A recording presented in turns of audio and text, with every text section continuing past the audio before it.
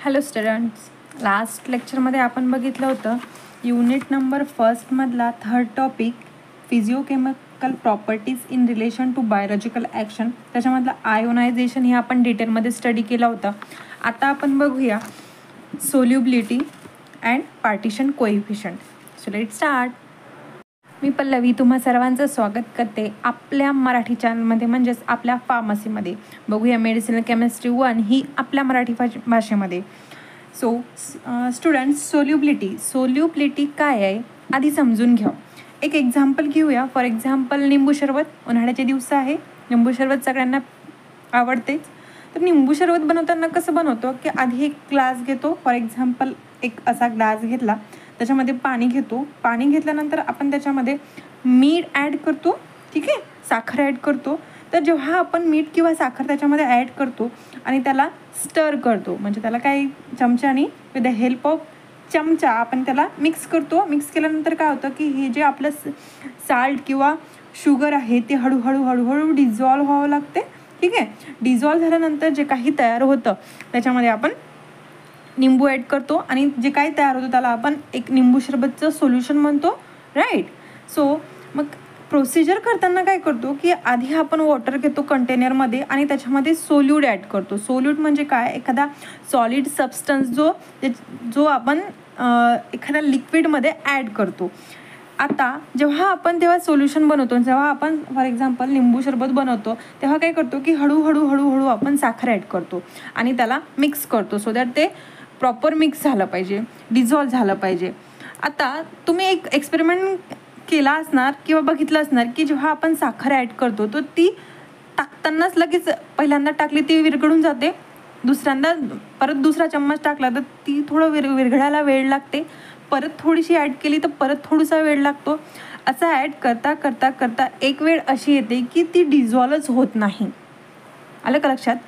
एक अशी कंडिशन येते की जिथे आपल्याला पाण्यामध्ये साखरचे क्रिस्टल दिसतात, ऑब्झर्व होतात, आणि अशी कंडिशन जिथे आपल्याला क्रिस्टल अपिअर होतं तर त्या कंडिशनला आपण सोल्युबिलिटी म्हणतो.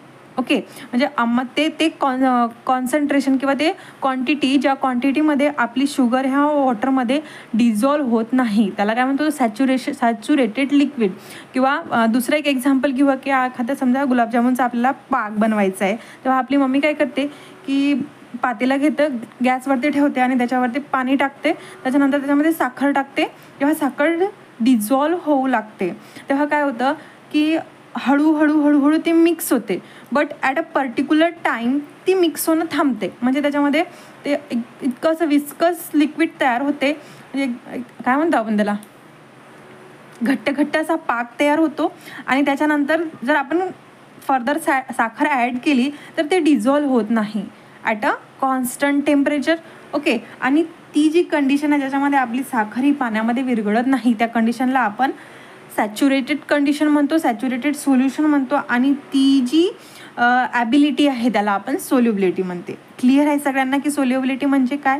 आपण आपल्या एका सिम्पल भाषेमध्ये सोल्युबिलिटीची डेफिनेशन लिहू शकतो की solubility it is a ability of substance to dissolve in a solvent. Okay, so it is expressed by molality and percentage. हे त्याचे टर्म्स आहे ज्याच्यामध्ये आपण आपली सोल्युबिलिटी एक्सप्रेस करतो. सुटिक्समध्ये आहे, तुम्हाला टर्म्स झालेले असणार तर त्याच्यामध्ये आपण सोल्युबिलिटीला एक्सप्रेस करतो. जनरली काय होतं की we know like dissolves like. So polar सॉल्वंटमध्ये पोलर सॉल्यूट डिझॉल्व्ह होतं आणि नॉन पोलर सॉल्यूट हे डिझॉल्व्ह होतं. म्हणजे सॉल्वंट आणि सोल्यूट क्लिअर असणार की जे आपण लिक्विड घेतो त्याला आपण सॉल्वंट म्हणतो आणि जे लेस क्वांटिटीमध्ये सॉलिड आपण ॲड करतो त्याला सोल्यूटमध्ये. तर पोलर जर सॉल्वंट असणार तर त्याच्यामध्ये पोलर सॉल्यूट डिझॉल्व्ह होणार इझिली, आणि नॉन पोलर सॉल्वंट असणार तर त्याच्यामध्ये नॉन पोलर सोल्यूट ही डिझॉल्व्ह होणार. आणि जे सेमी पोलर सॉल्वंट्स असतात ते ॲक्ट ॲज अ इंटरमिडिएट, म्हणजे काय तर ते मध्यंतरी असतात, ते आयदर डिझॉल्व्ह होणार किंवा नाही होणार, डिपेंड करतं त्याच्या नेचरवरती. तर जे ॲटम अँड मॉलिक्युल्स असतात ते काय करतात, ते एकमेकाला बाइंड झालेले असते with the various types of bonds. तर ते बॉन्ड्स कुठले तर हायड्रोजन बॉन्ड, डायपोल बॉन्ड किंवा आयोनिक बॉन्ड असे वेगवेगळे बॉन्ड्स असतात. या बॉन्ड्सने आपले जे काही ऑर्गॅनिक कंपाऊंड आहे, for example this is organic compound आणि हे जे कशाने बाउंड असतात ते असतात ते वेगवेगळ्या बॉन्ड्सनी बाउंड्स असतात. ओके, सो हे एक इंडियन फार्माकोपियामध्ये सोल्युबिलिटी कशी काय इंडिकेट करतात हे एक चार्ट आहे. हा चार्ट तुम्ही सुटिक्समध्ये स्टडी केलेला असणार. इथेही आपल्याला बघायचं आहे की हा जो चार्ट आहे हा IP-मध्ये मेन्शन केलेला आहे की आपलं जर सोल्युशन जर हे व्हेरी सोल्युबल असलं तर त्याचं जे parts of solvent required per part of solute ते किती असतं तर ते लेस दॅन 1 असतं. फ्रीली सोल्युबल असेल तर फ्रॉम 1 to 10, सोल्युबल असणार तर 10 to 30, स्पॅरिंगली सोल्युबल असणार तर 30 to 100, स्लाइटली सोल्युबल जर असलं तर from 100 to 1000 and very slightly soluble जर असेल तर 10,000 to 10,000 आणि प्रॅक्टिकली जर इनसोल्युबल जर असलं तर ते 10,000च्या वरती. हे एक चार्ट आहे. हा चार्ट तुम्हाला ॲज इट इजच लक्षात ठेवायचा आणि ॲज इट इजच लिहायचं आहे. Okay, now we have factor affecting solubility of drug. आता काही जे मेन फॅक्टर आहे जे सोल्युबिलिटीला अफेक्ट करतात तर कुठले कुठले फॅक्टर आहे. पहिला आहे सोल्यूट रिलेटेड. सोल्यूट रिलेटेड म्हणजे काय तर ते हा सबस्टन्स म्हणजे हा जो जे काय आपलं सॉलिड मटेरियल आहे ज्याला आपण ॲड करतो ते याच्या रिलेटेड आहे. कुठले तर ते नेचर ऑफ सोल्यूट तो कुठल्या प्रकारचा आहे. फॉर एक्झाम्पल त्याचा शेप कसा आहे, त्याचं साईज कसं आहे, त्याचा मेल्टिंग पॉईंट कसा आहे. Then second one is a solvent related म्हणजे जे लिक्विड आहे ते आपण यूज करतो ज्याच्यामध्ये डिझॉल्व करायचं आहे ॲक्च्युअल लिक्विड ते सॉल्वंट रिलेटेड. कुठले कुठले आहे तर नेचर ऑफ सॉल्वंट कुठल्या प्रकारचं आहे, फॉर एक्झाम्पल त्याची पोलॅरिटी, त्याचं pH काय आहे, etc. Third one is a environment related म्हणजे आपण ज्या कंडिशनमध्ये आपलं सोल्युशन बनवतो त्या कंडिशनचं टेम्परेचर काय आहे, तिथलं प्रेशर काय आहे. देन फॉर्म्युलेशन रिलेटेड म्हणजे फॉर्म्युलेशन करताना जे काही फॅक्टर आहेत ते याच्यामध्ये मेन्शन करायचे असतं. For example surfactant, common ion effect and other electrolyte effect. Okay, then we have methods to improve solubility म्हणजे काही अशा मेथड्स आहे ज्याच्यामुळे आपण आपली सोल्युबिलिटी जी आहे ती इम्प्रूव्ह करू शकतो. म्हणजे एखादा सॉल्वंट जर डिझॉल्व्ह होत नसणार किंवा त्याचं सोल्युशन हे इझिली जर प्रिपेअर होत नसणार तर त्याच्यामध्ये आपण वेगवेगळे मेथड्स आहे ज्याच्यामुळे ते इम्प्रूव्ह करू शकतो. For example alter the structure of molecule. कुठल्या मॉलिक्यूलचं स्ट्रक्चर आता जेव्हा आपण आपलं मगांचंच एक्झाम्पल घेऊ, जेव्हा आपल्याला निंबू सरबत बनवायचं होतं जेव्हा आपण मीठ ॲड करतो तर मीठ घेताना आपण डायरेक्ट ते खडीवाला मीठ नाही घेत, जे काय जाड मीठ येते बघा ते खारं मीठ म्हणतो आपण त्याला, ते नाही घेताना आपण पावडर घेतो. राईट, का घेतो पावडर तर पावडर लगेच विरघळतं म्हणून. मग काय तर त्याचं स्ट्रक्चर जे आहे म्हणजे जाड आहे बारीक आहे ते आपण अल्टर करतो त्याच्यामुळे आपलं सोल्युशन किंवा त्याची सोल्युबिलिटी ही इन्क्रीज होते.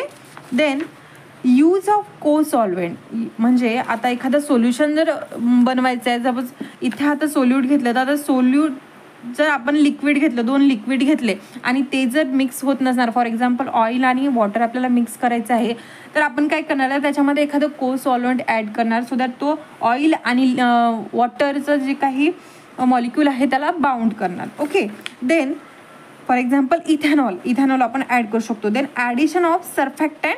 आताच सांगितलं की समजा वॉटर आणि ऑइलला मिक्स करायचं सोल्युशन जर बनवायचं असणार तर आपण त्याच्यामध्ये सर्फॅक्टंट ॲड करतो. सर्फॅक्टंटचं काय काम आहे तर हा ऑइलला आणि वॉटरला बाउंड करतो. Then complexation. These are 4 methods which can we use to improve the solubility of drug.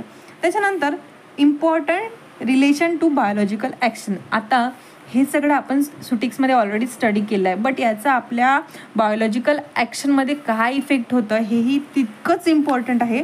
So काय आहे की बायोअबिलिटी ऑफ ड्रग हे डिपेंड करते सोल्युबिलिटीवर. आता बायोअबिलिटी म्हणजे काय समजून घेऊया की बायो अवेलेबिलिटी म्हणजे काय. फॉर एक्झाम्पल एखादी आपण ड्रग घेतली, फॉर एक्झाम्पल पॅरासिटामॉल घेतली, इन शॉर्टमध्ये आपण त्याला PCM म्हणतो, ती आपली 500 mg आहे. जेव्हा ती इनटेक केली जाते बॉडीमध्ये तेव्हा काय होतं जेव्हा आपण माउथमधून घेतो त्याच्यानंतर ते स्टमकमध्ये जाते, त्याचं ब्रेकडाऊन होतं. ब्रेकडाऊन झाल्यानंतर मग ते डिस्ट्रीब्यूट होतो. लास्ट लेक्चरमध्ये आपण एकदम डिटेलमध्ये बघितलं की कसं आपली टॅबलेट बॉडीमध्ये एंटर झाल्यानंतर कसं फंक्शन होतं. तर सेम काय आहे की बॉडीमध्ये जेव्हा आपले ड्रग एंटर होतो तेव्हा तो साईड ऑफ ॲक्शनमध्ये जातो. म्हणजे कुठं जातं, जिथं जिथं त्याला ॲक्शन दाखवायचे. फॉर एक्झाम्पल आपल्याला पॅरासिटामॉल घेतली टेम्परेचर रिड्यूस करायसाठी, हा काय करणार, तिचे जे रिसेप्टार आहे रिसेप्टारला जाऊन बाइंड होणार. ठीक आहे. आता ह्या रिसेप्टारच्या तिथे आपला किती अमाऊंट ऑफ ड्रग आला, हे जे काही क्वांटिटी आहे त्या क्वांटिटीला आपण बायो अवेलेबिलिटी म्हणतो. फॉर एक्झाम्पल 500 mg घेतली, जेव्हा आपण ड्रग घेतली तेव्हा ते काहीतरी प्रमाणात डिकम्पोज झाली असणार. तर फॉर एक्झाम्पल 100 mg डिकम्पोज झाली आणि इथं किती आली, तर इथं आली फॉर एक्झाम्पल 400 mg. तर मग आपला जो ड्रग आहे, आपल्या ड्रगची जी बायोअवेबिलिटी किती आहे, तर ती so how much amount of drug that at the site of action, त्याला काय म्हणतो, तर त्याला आपण बायोअवेबिलिटी म्हणतो. तर ही सोल्युबिलिटी काय, म्हणजे जर आता ड्रग घेतली आणि पटकन जर सोल्युबल झाली तर पटकन आपलं टेम्परेचर कमी होणार, राईट. आणि त्याच्यामुळं हा जो सोल्युबिलिटी फॅक्टर आहे हा आपला बायोअवेबिलिटीमध्ये खूप इम्पॉर्टंट रोल प्ले करतो. त्याच्यानंतर ड्रग किंवा आपला जो सोल्यूट आहे हा must be in a solution before absorption bye biological membrane. आपण बघितलं होतं की आपली ही जी बायोलॉजिकल मेम्ब्रेन आहे, म्हणजे हे जे सेल आहे आणि सेलची जी ही वॉल आहे ती कशाने बनली आहे, ती फॉस्फोलिपिडनी बनली आहे. आणि ही फॉस्फोलिपिड बनली आहे. मग आपल्याला ड्रगला जर एंटर व्हायचं असणार आपल्या सेलमध्ये किंवा रिसेप्टारला जर बाइंड व्हायचं असणार, फॉर एक्झाम्पल आपला रिसेप्टर आहे पर्टिक्युलर ड्रगचा, तर हा इथे याचा नेचर कसा असला पाहिजे, हा आपला सोल्युशन फॉर्ममध्ये असला पाहिजे. सो काय इम्पॉर्टंट आहे, तर त्याची सोल्युबिलिटी ही इम्पॉर्टंट आहे. Then third one is a drug must be in a solution to interact with receptor. आणि आता जेव्हा यांनी सेल वॉल क्रॉस केली आणि नंतर हा जेव्हा आपला रिसेप्टारला जाऊन इथं बाउंड होतो तेव्हा सुद्धा हा कुठल्या फॉर्ममध्ये असायला पाहिजे, तेव्हा तो सोल्युशन फॉर्ममध्ये असायला पाहिजे. इथपर्यंत क्लिअर आहे सगळ्यांना. सो नेक्स्ट वन आहे पार्टिशन कोइफिशियंट. नेक्स्ट फॅक्टर कुठला आहे आपला, तो आहे पार्टिशन कोइफिशियंट. पार्टिशन कोइफिशियंट काय आहे हे आधी समजून घेऊया. फॉर एक्झाम्पल एक कंटेनर आहे, फॉर एक्झाम्पल हे आपलं एक कंटेनर आहे. ह्या कंटेनरमध्ये आपण 2 सॉल्वंट टाकले, म्हणजे एक वॉटरी फेजवाला सॉल्वंट टाकलं, सॉल्वंट ए आणि सॉल्वंट बी, असे 2 सॉल्वंट टाकले. सॉल्वंट ए जो आहे हा आपला लिपोफिलिक इन नेचर आहे. म्हणजेच काय, फॉर एक्झाम्पल ऑर्गॅनिक सबस्टन्स आहे, त्याला आपण फिनॉल किंवा ऑइल कन्सिडर करूया. आणि सेकंड वन जो सॉल्वंट आहे तो आपला हायड्रोफिलिक नेचर आहे. म्हणजेच काय, तो आपला वॉटर परमिएबल आहे, वॉटर सोल्युबल आहे. फॉर एक्झाम्पल आपण वॉटरच कन्सिडर करूया. तर ह्या कंटेनरमध्ये 2 लिक्विड घेतले आहे. ह्या 2 लिक्विडमध्ये आपण एखादा ड्रग आपला ॲड केला, म्हणजेच आपलं सोल्यूट ॲड केला. आणि म्हणजे काय, झाकण उघडलं, याच्यामध्ये आपण आपला ड्रग ॲड केला आणि याच्यामध्ये एक म्हणजे पार्टिशन नाही आहे आणि ही याच्यामध्ये 2 आपले सॉल्व्हेंट आहे. आणि काय केलं आपण, याला प्रॉपर शेक केलं. कशासाठी, मिक्सचर प्रिपेअर करायसाठी. म्हणजे आता ह्या कंटेनरमध्ये आपले 3 घटक आहे, 3 सबस्टन्स आहे. कुठले आहे, सॉल्वंट ए, सॉल्वंट बी आणि सोल्यूट. फॉर एक्झाम्पल हा जो आपला सोल्यूट म्हणजे ड्रग घेतला तो आपला 20 mgचा आपण ड्रग घेतला. तर काय, याला आपण प्रॉपर शेक केलं, मिक्स केलं. मिक्स झाल्यानंतर एक त्याचं प्रॉपर सोल्युशन फॉर्म झालं.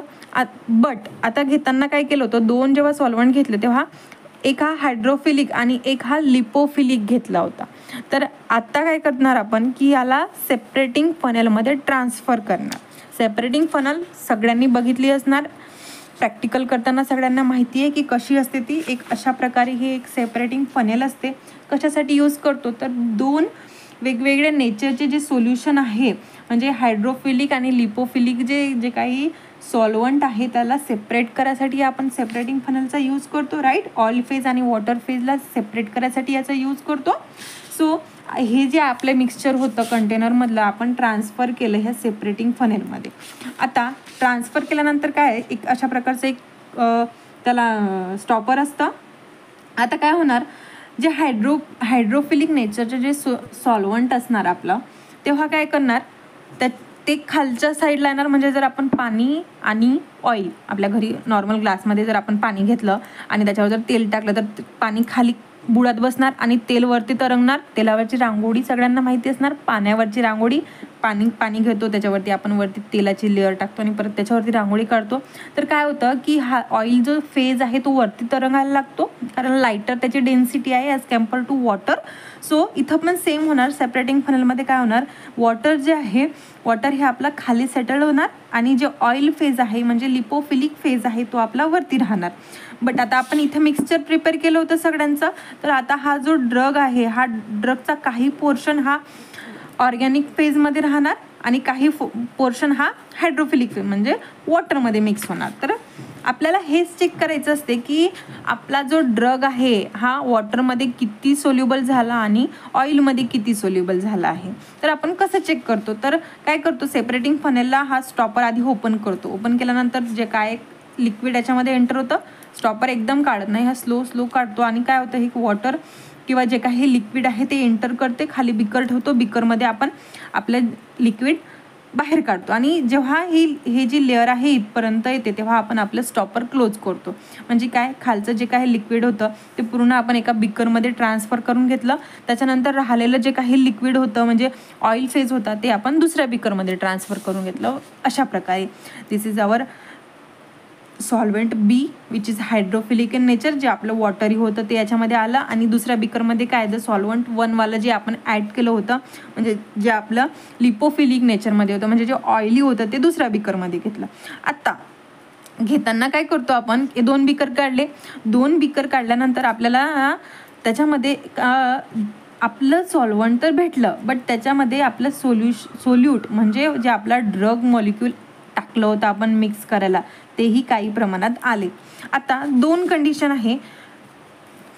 एक एक्झाम्पल कन्सिडर करूया की पहिल्यांदा जेव्हा आपण बघितलं की ड्रगचं किती कॉन्सन्ट्रेशन होतं प्रत्येक सॉल्वंटमध्ये, तर पहिल्यांदा आपण जेव्हा हायड्रोफिलिकमध्ये बघितलं तर तेव्हा आपल्याला 20 mg ॲड केली होती. तर 20 mg पैकी 15 mg हे आपल्याला हायड्रोफिलिक नेचरमध्ये सापडले आणि 5 mg हा ड्रग हे आपला दुसऱ्या लिपोफिलिक नेचर सबस्टन्समध्ये आढळला. ठीक आहे.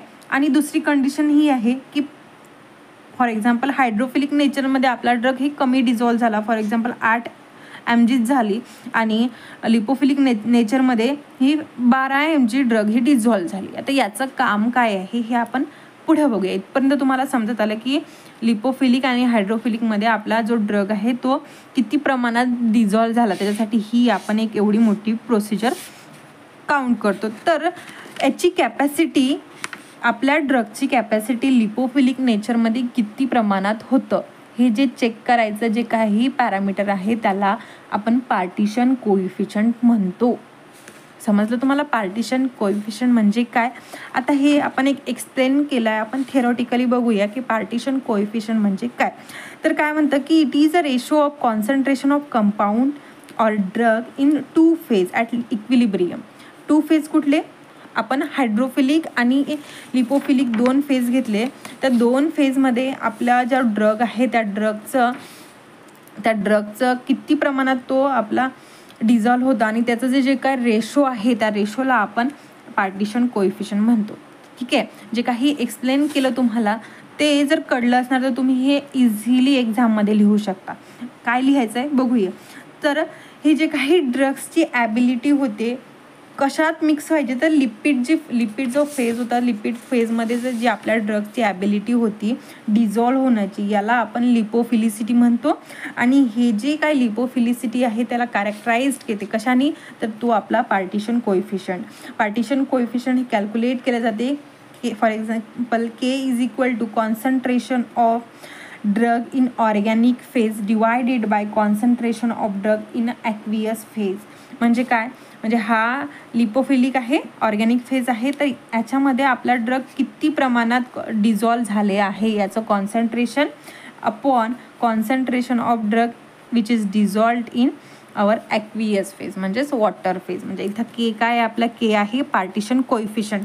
आता इथे एक्झाम्पल घेतलं आपण की आपला ड्रग जो आहे पहिल्या केसमध्ये काय झालं होतं की 15 mg ड्रग हा आपल्याला वॉटरमध्ये म्हणजे हा ॲक्वियस फेजमध्ये सापडला आणि 5 mg हा आपल्याला ऑर्गॅनिक फेज म्हणजेच ऑइल फेजमध्ये सापडला. तर याला जर पार्टिशन कोइफिशियंटमध्ये जर आपण कॅल्क्युलेट केलं तर K is equal to CO divided by CW. तर काय होणार, तर 5 म्हणजे CO म्हणजे काय आपला 5 mg आहे. 5 डिवायडेड बाय 15 किती येतं 0.3.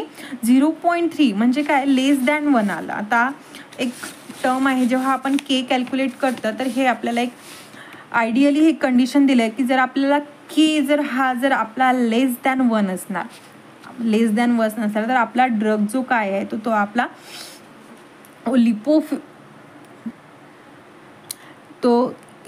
K जो हा 1 पेक्षा जर कमी असला तर तो आपला हायड्रोफिलिक इन नेचर आहे. म्हणजे काय आपला ड्रग जास्त प्रमाणात वॉटरमध्ये मिक्स झालेला आहे. आता इथं आपलं किती आलं 0.3 आलं म्हणजे लेस दॅन 1 आहे. म्हणजेच काय तर आपला ड्रग जो आहे जो हायड्रोफिलिक इन नेचर आहे. ठीक आहे. आणि सेकंड केस काय होतं की 8 mg वॉटरमध्ये होतं आणि 12 mg ऑइलमध्ये होतं तर 12 डिवायडेड बाय नियर अबाउट 1.5 येतं आणि हे काय आहे 1.5 मोर दॅन 1 आहे. आणि अशी कंडिशन जेव्हा आपला K मोर दॅन 1 असतो तेव्हा आपला ड्रग जो आहे तो कसा असतो नेचरमध्ये तो लिपोफिलिक इन नेचर असतो. तेव्हा काय म्हणजे ऑइल सोल्युबल जास्त आणि म्हणजेच काय तो लिपोफिलिक इन नेचर आहे. सो क्लिअर आहे सगळ्यांना की पार्टिशन कोएफिशियंट म्हणजे काय, कसं कॅल्क्युलेट करतात आणि त्याची व्हॅल्यू आल्यानंतर आपल्या ड्रगचा नेचर आपण कसं डिसाईड करू शकतो. ओके. सो काही फॅक्टर आहे जे पार्टिशन कोएफिशियंटमध्ये अफेक्ट करतात तर ते कुठले कुठले आहे. पीएच सोल्युशनचा सॉल्वंटचा पीएच, त्याच्यानंतर को सॉल्वंट दुसरा जो सॉल्वंट आहे ॲड करतो तो, त्याच्यानंतर सर्फॅक्टंट अँड कॉम्प्लेक्झेशन. हे सर्फॅक्टंट अँड कॉम्प्लेक्झेशन सर्फॅक्टंट आपण ॲड करतो कशासाठी तर ऑइल अँड वॉटर फेजला मिक्स करायसाठी सर्फॅक्टंटचा यूज करतो. आणि complexation we know it is a reaction. So this is the factor affecting on partition coefficient. त्याच्यानंतर importance relation to biological action. आता हा पार्टिशन कोएफिशियंट जो आपण बघितला तर याचा बायोलॉजिकल ॲक्टिव्हिटीमध्ये काय फरक पडतो तर it affect the absorption and distribution. हा कशाला अफेक्ट करतो तर हा ॲब्सॉर्प्शन आणि डिस्ट्रीब्युशनला अफेक्ट करतो. त्याच्यानंतर generally combination of PKA and pH याचा यूज होतो कशासाठी तर distribution of drug in biological system. हा पार्टिशन कोएफिशियंटचा यूज आपण कशासाठी यूज करतो तर आपला ड्रग हा बायोलॉजिकल सिस्टीम म्हणजे बॉडीमध्ये ह्युमन बॉडी किंवा ॲनिमल बॉडीमध्ये डिस्ट्रीब्यूट व्हायसाठी आपण याचा यूज करतो. बायोलॉजिकल मेम्ब्रेन आपण बघितली जे आहे ती लिपोफिलिक इन नेचर आहे. सो आपला ड्रग ही डायरेक्टली त्याच्यामध्ये पास होणार नाही जोपर्यंत तो आपल्या लिपोफिलिक नेचरमध्ये असणार नाही. सो ड्रगचा लिपोफिलिक नेचरमध्ये असणं ही तेवढंच गरजेचं आहे. आणि it helps to know the nature of drug that is hydrophilic or lipophilic in nature. So हा काय करतो तर हा आपला ड्रगला हेल्प करतो की डिटेक्ट करायसाठी की आपला ड्रग आयदर हायड्रोफिलिक आहे की लिपोफिलिक आहे. This is a short explanation of partition coefficient. एक्झाममध्ये आल्यानंतर एकदम सेपरेट क्वेश्चन तुम्हाला याच्यावरती विचारणार नाही. तुम्हाला जर त्यांनी विचारलं तर तो विचारू शकते की write a note on physicochemical properties in relation to the biological action. त्याच्यामध्ये तुम्हाला हे जे काय ionization solubility partition coefficient hydrogen bonding आणि हे जे काही आहे त्याच्यावर शॉर्टमध्ये तुम्हाला लिहायचं आहे. त्याच्यामध्ये इतकं जरी तुम्ही लिहिलं की एखाद्याची डेफिनेशन प्लस त्याचं फॅक्टर आणि इम्पॉर्टन्स जर लिहिलं तरी सफिशियंट आहे. सो नेक्स्ट लेक्चरमध्ये आपण बघूया राहिलेलं factor most important hydrogen bonding अगोदरही तुम्ही ऐकलं असणार. ही डिटेलमध्ये बघूया. सो जर तुम्हाला हा व्हिडिओ आवडलेला असणार, कंटेंट आवडलं असणार तर नक्कीच लाईक करा, शेअर करा आणि सबस्क्राईब करा. थँक्यू.